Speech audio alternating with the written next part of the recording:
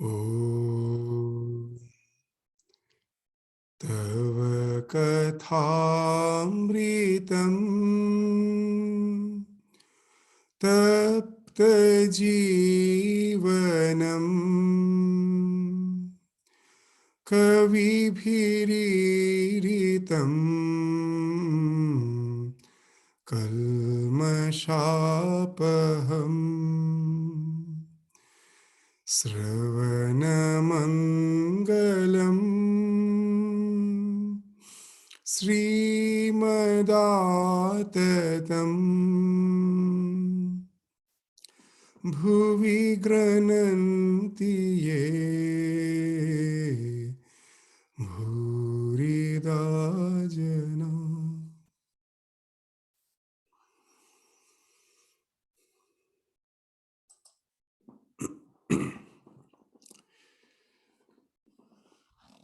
So in the last class, we have started with a section, the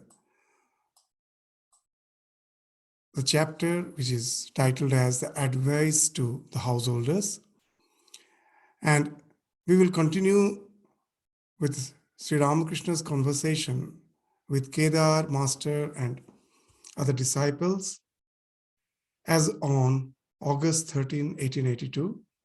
So on that date, the conversation which was going on, as has been recorded almost in the last section, on that date, we will continue our discussion with those paragraphs. So to Kedar and other devotees, Sri Ramakrishna is conversing with them. God can be realized through all paths. All religions are true.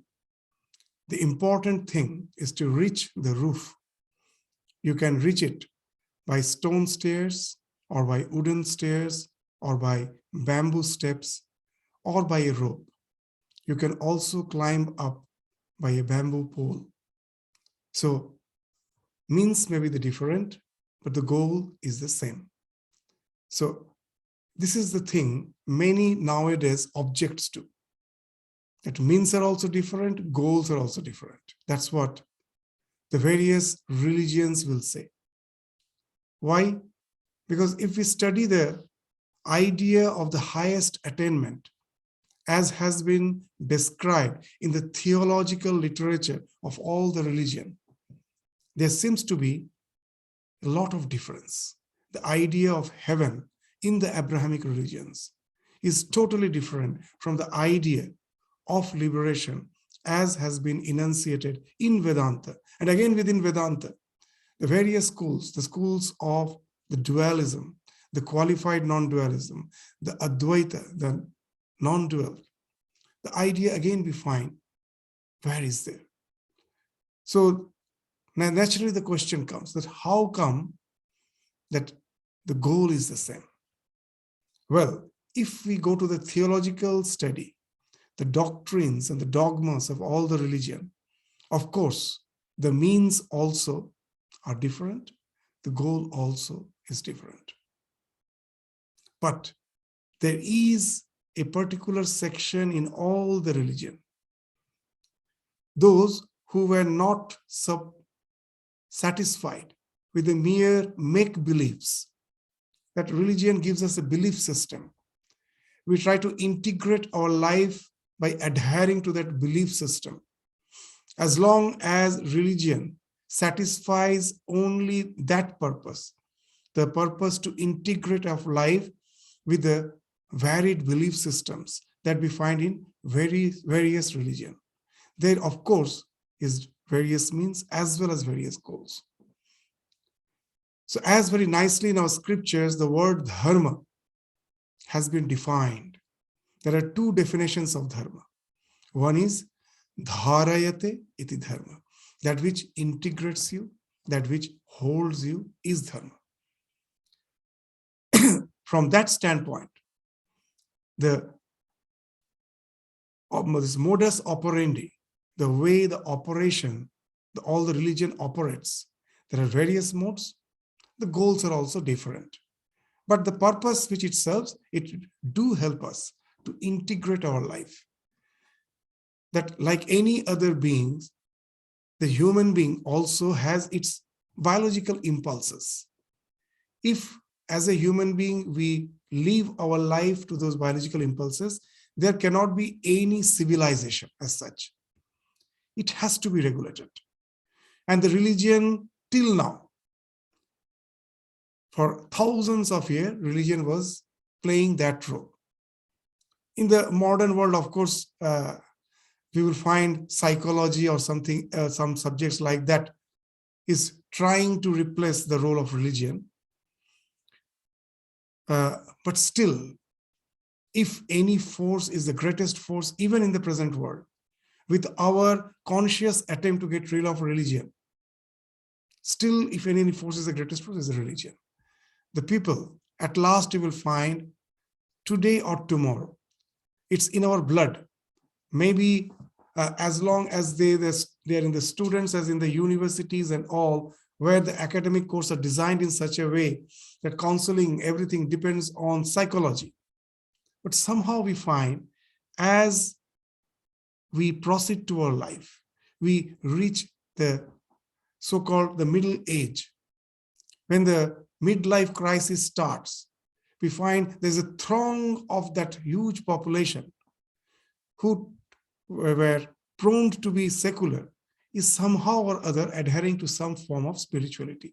They tend, because after all, with all the literature, all the scientific discussions on psychology and neurology with which we try to define our life, it can never give us the answer to the other dimension of our existence, which we can never curb. We cannot stop. We cannot say that let us stop asking questions about afterlife. It is bound to come. That we can never think us limited. Sa anantaya kalpate. As human being, in one form or other, it is bound to come. As long as death reigns in the earth, religion will be there. We all want to have an idea that what happens after death. So when there's this belief system helps us to quench the thirst of that what happens after that. It doesn't quench the thirst, it somehow pacifies us within certain belief system and helps us to integrate our life based on this belief system. And to a great extent, it had played the role and it is playing the role in keeping the human being, in keeping the society integrated. So that's why, though we find that there were attempts where the society was thinking of getting rid of religion totally, it is again creeping in. It's coming because all have started feeling that somehow or other religion is going to stay. It is a basic necessity of man. We cannot get rid of it. So again, it has started to be acclaimed. People somehow or other says, yeah, well, it has to be there. We have to acknowledge it. So, but at the same time, we find there's a lot of variety there. In spite of variety, we say that it's all serving the purpose of integrating our life. So that way it's okay. Though the belief system is different, though the goal which they speak of is different, but as per the integrity of life is concerned, that we sometimes become a psychological wreck without any belief system. So the belief system helps to a great extent to maintain our integrity, our so the societal integrity, family integrity. It helps us to maintain that integrity, and that's why dharayat iti dharma, that which helps us to integrate. In that sense, the definition is correct. But there, what Sri Ramakrishna is saying, that all will reach the same roof, that cannot be ascertained. But there is another section of religion. That is Vishishyate iti dharma. The word in Sanskrit, the word dharma is used in so many other contexts. Like, what is the dharma of water? What is the unique characteristic? To speak of the unique characteristic of a thing is its dharma. Like to flow is the dharma of water. What is the dharma of fire? To give heat is the dharma of fire. Similarly, The unique characteristic of a human being is his dharma. Integrity, that's one sense, that is vidharayate, and that is vishishyate. As a human being, what is our uniqueness? What is the difference which we, as a human being, have from all other beings? What is that uniqueness? That we ask the meaning of life, that question of meaning of life. It is something inherent in us. All other creatures are just happy to live the life. They're just living the life. They never ask for the meaning, the purpose. As a human being, that question is always there. And we are always in search of it. And that search leads to another type of religion, where we find the adherents of that religion are not satisfied only with the belief system. They dive deep within through a process of contemplation. That process of contemplation again may be different. At last, leading to a certain realization where we find that all the religions are speaking the same thing. It is a unitary experience, the experience of the unified whole behind the entire creation, from which the entire creation has came out. There's this variety, the prapancha, which I see, behind that there is a unity. All the variety has, as a source, has that unity. So the question of this unity in diversity comes from there. When you see the same thing is finding expression as this universe, then the question of this unity in diversity comes. That behind all this diversity, there is something from which the creation has come out.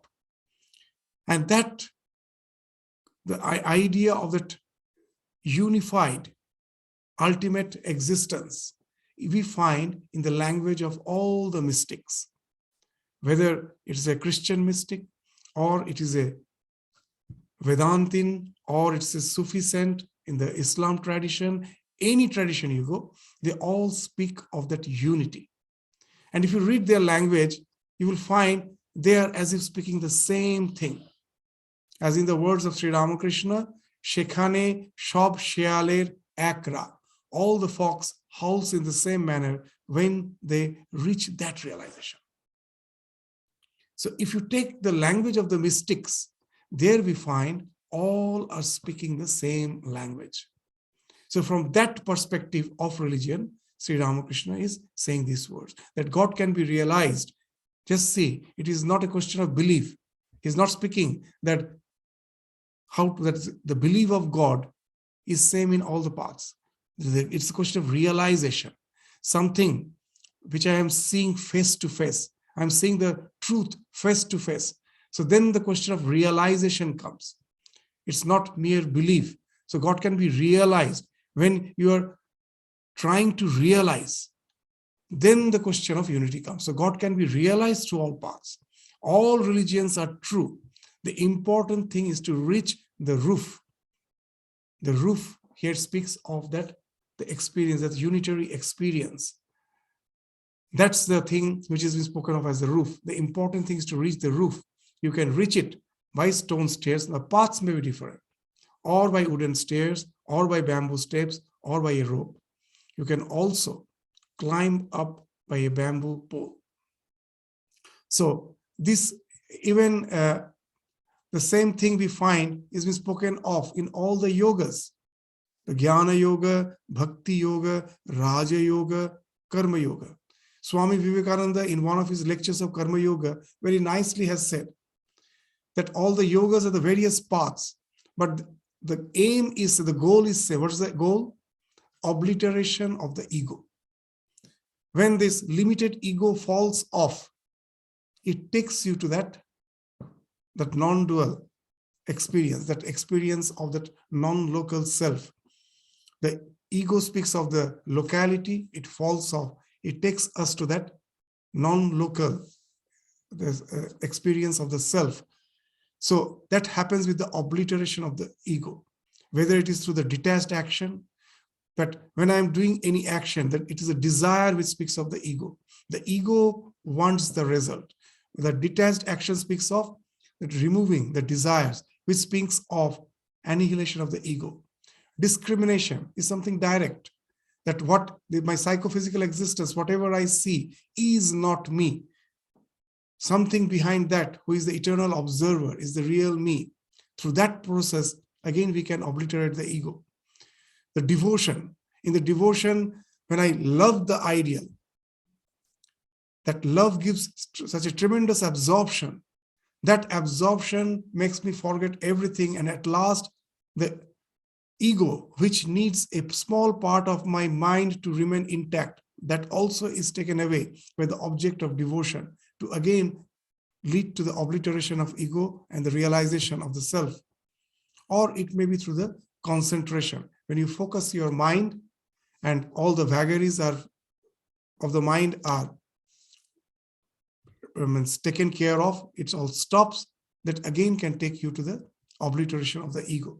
So all the paths may be different, but once the ego is obliterated, the realization in which all the mystics have been established, has got established, is the same. And that's the word of Sri Ramakrishna. Shekhane shop shealer akra. All the fox howls in the same manner when they reach that state of realization.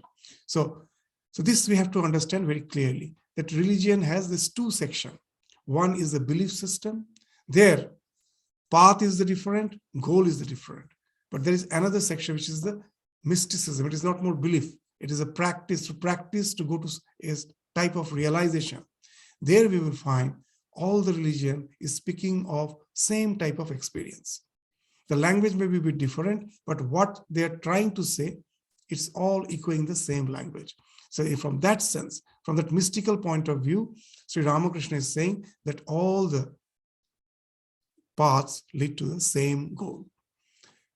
You may say that there are many errors and superstitions in another religion. I should reply, suppose there are. Every religion has errors. Everyone thinks that his watch alone gives the correct time. It is enough to have yearning for God. It is enough to love him and feel attracted to him. So this is something which is very important, that what you believe is not important. You may believe anything, but how intensely you love your belief system, that is important. Because whatever we believe is, after all, mere belief. There cannot be something more true or less true about belief. Belief is belief. Belief is one thing, truth is another thing. Truth is the fact. What I see is truth. The belief doesn't come into picture. What I don't see, I suppose that it must be there. That is belief. So belief can never have eyes. There's a very interesting conversation of Ramakrishna and Narendranath in some other part of the gospel, when young Narendranath told Ramakrishna that such and such belief is a blind faith system. It has a lot of superstitions. Immediately Sri Ramakrishna asked him, can you just tell me which faith, which religion is not blind? All are blind as long as you are just believing. When I say God is, have I seen God? If I have not seen God, it is just a mere belief.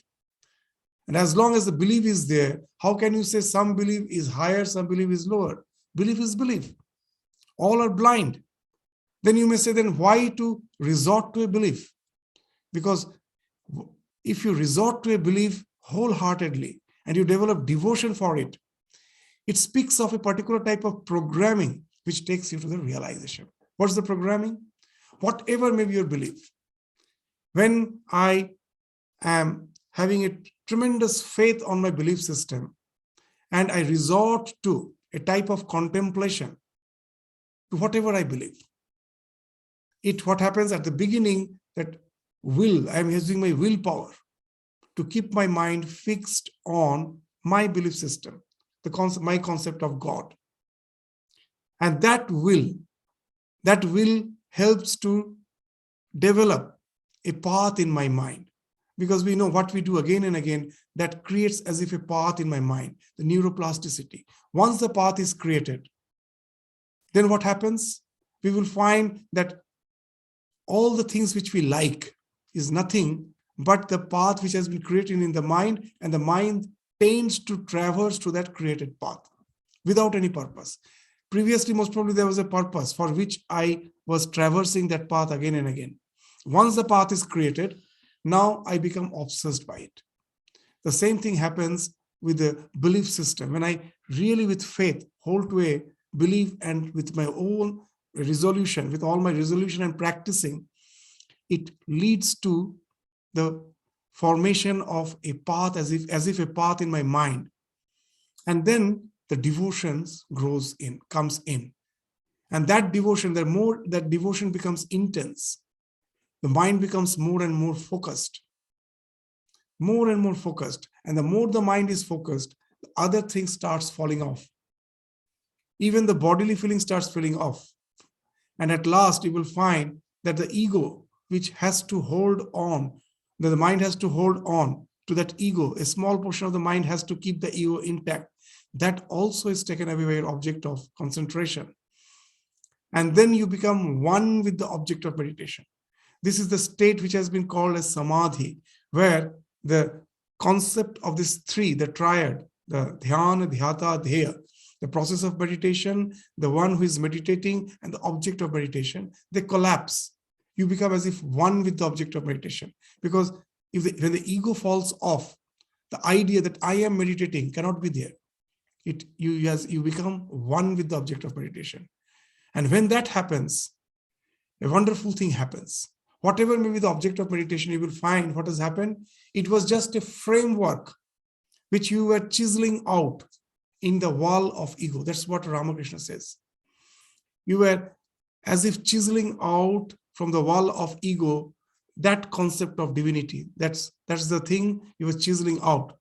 And when the ego obliterates, you have created as if a hole in the wall of ego, through which you peep and you see the infinity.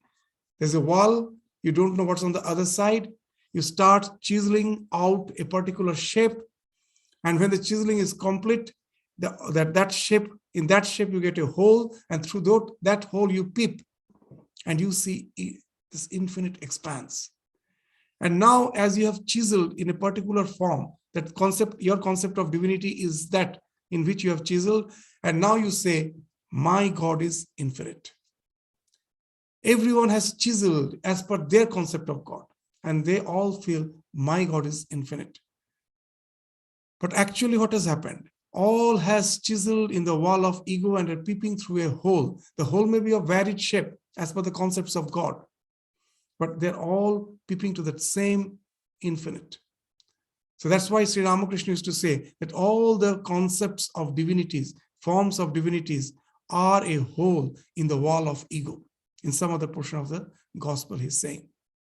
So now you will understand that as long as I have not chiseled to make it whole, it is just a particular form, a particular framework, a particular belief, a particular imagination. But that imagination has the potentiality, when the chiseling is complete, to take you to the realization. So today's imagination becomes tomorrow's realization. It is imagination. I do at present, when I'm concentrating on God, the idea of divinity which I have, that may be totally different from your idea. But if I am contemplating on it, and that contemplation has become very intense because of devotion, and that devotion has come because of my resolution to practice it again and again, this will chisel out just in that framework, in the wall of ego. Because that's the thing we were saying, that when my mind gets focused at what happens at last, how do you get the Samadhi? When that I am meditating, that idea also falls off. How it falls off? Because we have found that when I am focusing, what happens? First, the external distractions falls off. I am watching the TV news very intently. Someone calls, I don't hear. As my mind is totally engaged in hearing the news, the other things is not registered by the mind. If I'm still more focused, Some match is going on. It's the time for dinner. I forget. So what happens? The bodily feelings, all these bodily feelings are alarm system. They also need a part of the mind. That also has been taken away by your object of concentration. They start falling off. At last, this little part of our mind always remains connected to the ego. This sense that I am this body-mind complex. It never falls off. It's always there with me. That also at last, because when the focus becomes extremely qualitative, that also is taken away by your object of concentration, whatever it may be. If you can believe anything wholeheartedly, that's why faith is very important in religion. Whatever you believe, if you have full faith, that can take you to that realization, because it is a matter of programming. What you believe, that is not important. The same programming is followed. That whatever maybe they believe it, whether you believe X, Y, Z, that we don't bother about it. But the quality of your focus depends on the faith on it. If you have simple faith on it, resort to it. Today's imagination will become tomorrow's realization. You will be chiseling out a hole in the wall of ego, and that will enable you to relate to the other dimension of existence, which the ego was not allowing us to relate to. That falls off. And then we can relate to that other dimension where the ego falls off. So with this discussion, let us read again those few lines of Ramakrishna. You may say that there are many errors and superstitions in another religion. First line. I should reply, suppose there are. The next line is important. Every religion has errors. However sophisticated may be my religious belief, it is a belief system resorting to which I will start chiseling. It's all error. When I say Aham Brahmasmi, and I think that those who believe in some very, very gross form of religion, they're far inferior to me. But we forget what he's believing is a belief. What I am thinking as a very sophisticated thought process is a belief. I have not realized it. But the question is of faith. If that person with full faith resorts to that so-called crude belief, it can take him to that ultimate realization. You know that in the Gospel of Sri Ramakrishna, in some other place, Sri Ramakrishna is relating a very nice incident. That it is actually incidents in the life. It is a fact of in the life of Chaitanya Mahaprabhu. When Chaitanya Mahaprabhu was traveling in the South India, one day he saw that in the bank of the river, someone was reading the Bhagavad Gita, chanting the Bhagavad Gita. And some other person who appeared to be totally ignorant, a very person who has no scholarship, he's just an ordinary person. He is just sitting there and was having profuse tears. He was crying with profuse tears flowing out of his eyes. And Chaitanya Mahaprabhu was a bit curious. It appeared to him that that man is not understanding anything what's being chanted. Why he is crying? So he went and asked him that what make you cry, overwhelmed with this emotion? And this man, what he replies is something wonderful. That, sir, I don't understand what he's chanting, but I know that he's chanting Bhagavad Gita. That much only I know. And I know that Bhagavad Gita, what it speaks of, that Krishna is sitting on the chariot, he's instructing Arjuna. That's what I visualize, that Krishna is instructing Arjuna. Seeing the Lord of my heart in my vision, I cannot hold my tears. And Chaitanya Mahaprabhu told, you are blessed. What's at the end of studying Gita, what I want? That Sri Ramakrishna used to say, when you say Gita 10 times, the essence of Gita can be understood. If you go on saying Gita, it becomes Tagi. It is like Tyagi. Means renounce the world and hold on to the God. And this man has done that.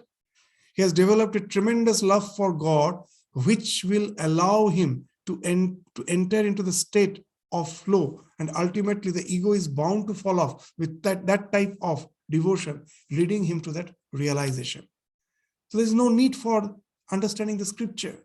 His faith itself can take him to the realization. So Chaitanya Mahaprabhu immediately was so pleased. He told, you are blessed to have this type of love for God. So this is the idea. So it is enough to have yearning for God. It is enough to love him and feel attracted to him. Don't you know what God is? Don't you know that God is the inner guide? He sees the longing of our heart and the yearning of our soul. So that's the thing needed. The more you have that longing, the yearning, the more the goal is nearer to you. Then what Sri Ramakrishna says is again, his words so simply you can describe. Suppose a man has several sons. The older boys address him distinctly as Baba or Papa. But the babies can at the best call him Ba or Pa. They are yet to have their vocabulary, they learn the language. Somehow 1 or 2 syllables they speak. So they cannot say Baba or Papa, they just say Ba or Pa. Now, will the father be angry with those who address him in this indistinct way? The father knows that they too are calling him only. They cannot pronounce his name well. All children are the same to the father. Likewise, the devotees call on God alone, though by different names. They call on one person only. God is one, but his names are many. So, whatever may be the concept of divinity, whatever may be the name, it's not what concept you believe, with how much love you are calling. That's what is necessary in the spiritual life. And with such a simple allegory, Sri Ramakrishna is explaining that it is a love which enables us to enter into a state of flow, which obliterates the ego at last, taking us to the realization. So this is the step which is followed in all the religion. All the mystics have followed the same path, knowingly or unknowingly. Their faith led them to love the concept of divinity in which they believe. That enabled them to enter into a state of flow, which at last obliterated their ego, taking them to the realization. So next, now on Thursday, it's on some other day, the conversation is now continuing some other day. Thursday, August 24, 1882. Sri Ramakrishna was talking to Hajra on the long northeast veranda of his room when Aim arrived. He saluted the master reverently. Master, I should like to visit Ishwar Chandra Vidyasagar a few times more. The painter first draws the general outlines and then puts in the details and colors at his leisure. The molder first makes the image out of clay, then plasters it, then gives it a coat of whitewash, and last of all, paints it with a brush. All these steps must be taken successively. So very interesting thing he's saying, that when you are making an image, you just give a form and then allow the clay to dry, and then only for some time as if no one is working. When the one who is making the image, you see that the first he will just apply a layer of clay and just give the form, and then for days together he won't be there. He just will go for some other work, and you feel as if, oh, he has not completed the work. He's taking so much of time, but actually the clay needs time to get dried. Then only he can come and give the real specific shape to it. And after that, again, he has to wait for a few days to put the final color. So the time which appears that nothing is being doing, actually the seasoning is going on there. The statue, the image is being mellowed. It is seasoned. And that's the time which is required. I cannot just do it in one go. So in spiritual life also, we will find that all the instructions, like we find in the Gospel, Sri Ramakrishna is going on with the instructions, the same instructions again and again. Why? Because these instructions has to seep into our psyche. It has to seep in. And gradually when it seeps in, our life starts changing gradually. It cannot happen in one day. So there sufficient patience and perseverance is required to really enable one to unfold spiritually. So that's the thing Sri Ramakrishna is saying, that after visiting Ishwarchandra Vidyasagar, he found that even unknowingly, just by his love and compassion for all beings, he has developed quite a far. But still, now he still needs a little more spiritual opening to just take the further leap in the spiritual life. So the stage by stage he has to go. So I should like to visit Ishwarchandra Vidyasagar a few times more. The painter first draws the general outlines and then puts in the details and colors at his leisure, not in once, in leisure. The molder first makes the image out of clay, then plasters it, then gives it a coat of whitewash, and last of all, paints it with a brush. All these steps must be taken successively. Vidyasagar is fully ready, but his inner staff is covered with a thin layer. He is now engaged in doing good works, but he doesn't know what is within himself. Gold is hidden within him. God dwells within us. If one knows that, one feels like giving up all activities and praying to God with a yearning soul. So this is something very important Sri Ramakrishna is saying. That there's a very nice sloka in Sanskrit that if we try to categorize the process of learning through which we educate ourselves, either in our academic education or it's a spiritual realization, it has to go in 4 steps. The 1/4 of our education comes from the instruction. There's a teacher who is instructing, I am listening. From that, just 1/4 of the knowledge can be imparted. So the first 1/4 is padam. Acharyat padam adhyat. The teacher is there, his instructions are there to give just 1/4 of the knowledge. And then the next 1/4 from where it comes, the first is acharyat padam adhyat. The next, padam shishya samedhaya. Now, all don't have the same faculty of intellect. In a classroom where there are so many students, the same teacher is giving the same instruction to all.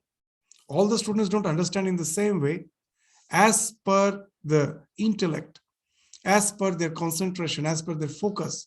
Some will understand better, some won't. It never happens that all understand in the same way. Some will understand it correctly. Some will just totally make a total opposite view of what has been told because he doesn't have that faculty to understand it properly. So there may be so many views. So another 1/4 depends on our intelligence. So that's what is said, that first 1/4 comes from the instruction, next 1/4 from the intelligence. Padam acharyat padam adhyat padam shishya samedhaya. Now half is gone, another half, another 2 quarters remain. What's the third quarter? Padam sa brahmacharibhya. So now you will find in the education system that peer groups are very important.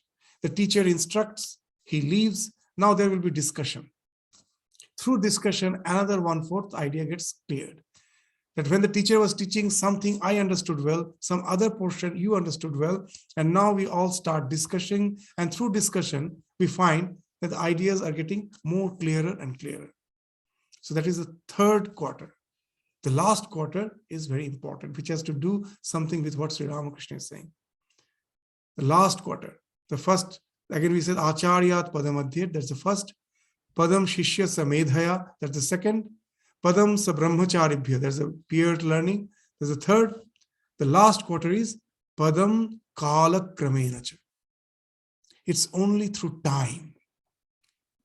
When the instruction has been given, the teacher also should know with all the process, learning, intellect, peer group discussion, still something will be there which has to be learned through the experience. We have to be mellowed, seasoned by our experience. Then only we can understand the true import of what has been taught. And that's why we find that it's much later, when we were students, we never realized that what role the teacher played in our life. Our respect for the teachers again comes back thousandfold when we have grown up. Why then we start realizing what he told do make sense. Through the life's experience, now I start realizing. So in spiritual life also, the guru has to be very patient.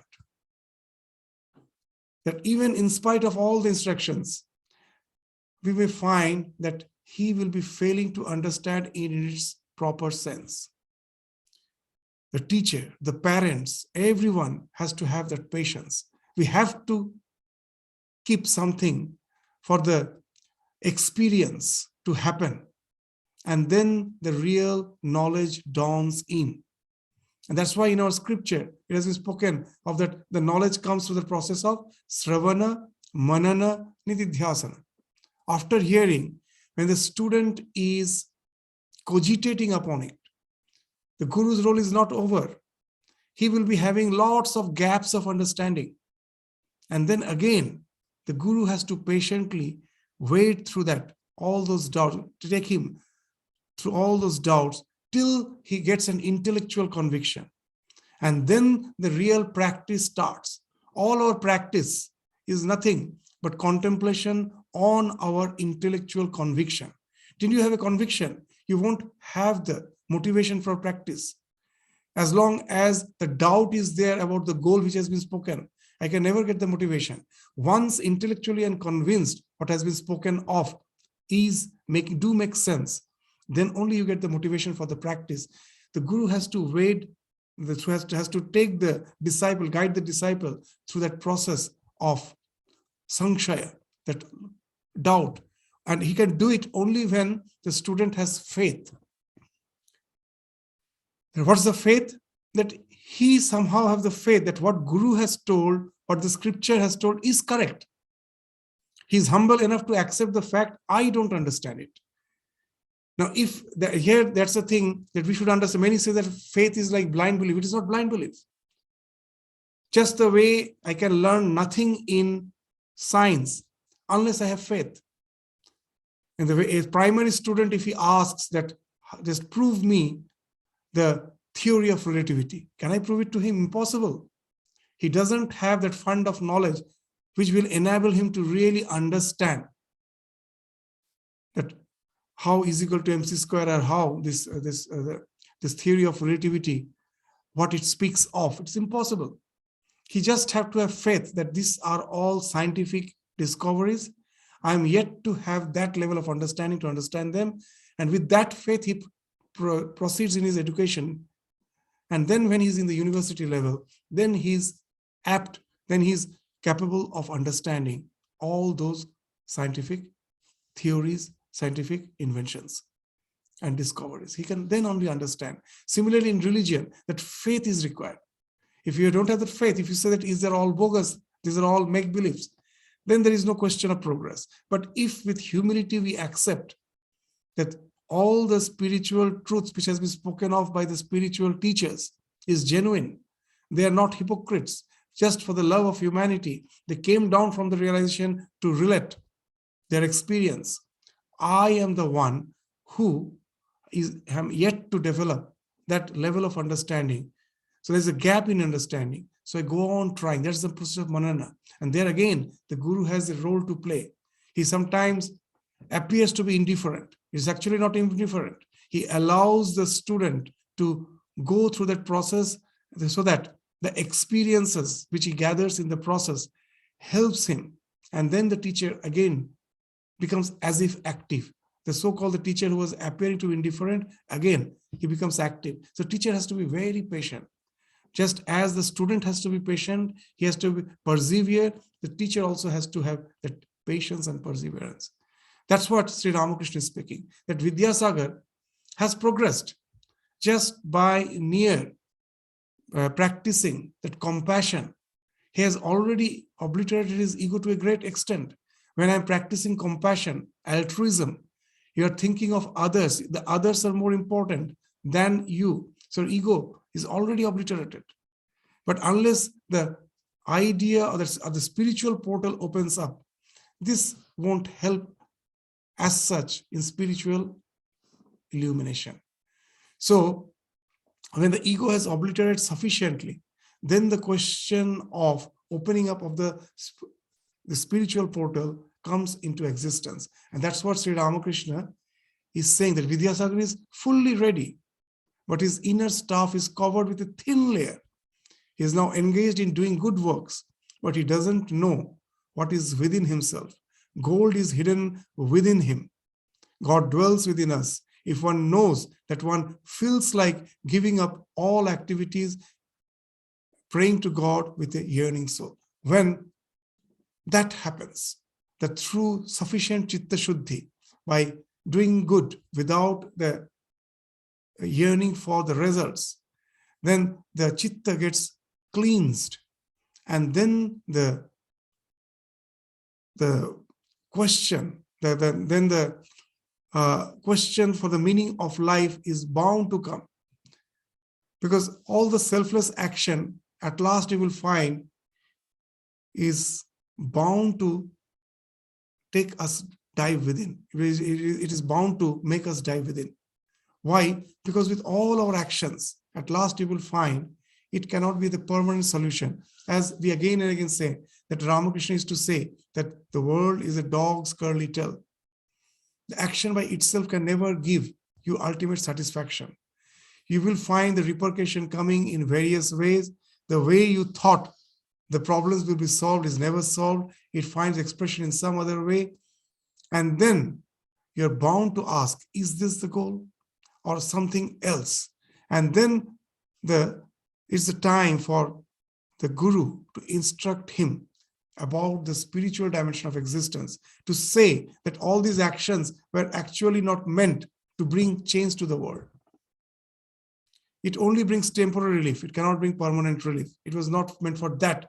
It was meant for the obliteration of the ego, so that you can realize the spiritual dimension of your existence.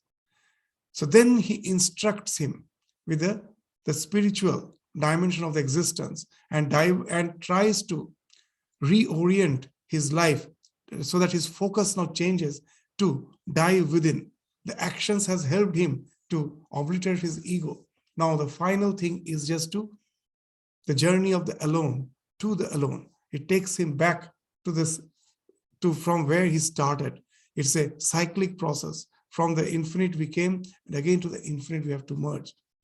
And that's possible only through the renunciation. And that renunciation comes only after we have the sufficient chitta shuddhi. The entire process of evolution is actually, when we are evolving, we are at the same time renouncing. Constantly, this renunciation, you may say, how?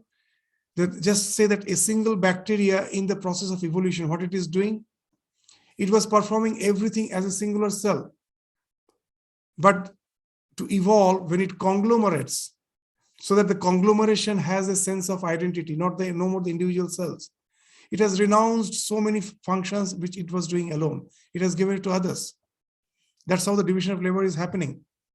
So it's a renunciation, even when, as a human being, as a small child, whatever he gets, he grabs. If he has a pocket money, he will just spend it for himself. The moment he becomes a responsible parent, he cannot do that anymore. That the money which he has, even if he has to go buy something, immediately the thought of his children is bound to come. He has to first think of them, buy for them, and then only he can buy for him. Again, you see the renunciation is bound to come. As you are evolving, renunciation is bound to come. Ultimately, to take you to a state where just the thin layer of that ego is there, where you need just a little instruction about the spiritual dimension of existence. Because why it is required? With all this endeavor, at last, the spiritual dimension I am not aware of. And so I find as if I am at the end of a maze. The road has ended. It has taken me nowhere. Though my ego has obliterated, but it cannot take me to the final goal. And there I need the instruction of the Guru to show me that there is a way out. The road has not ended here. It has helped me to get rid of the ego. The same getting rid of the ego can now take me to that final goal once I am aware of the spiritual dimension of existence. And then the role of the Guru is there to impart him that knowledge of the spiritual dimension of existence, so that now he can continue in his pursuit of obliteration of the ego. He was doing it. All of us, as a human being, as we evolve, we're constantly obliterating our ego.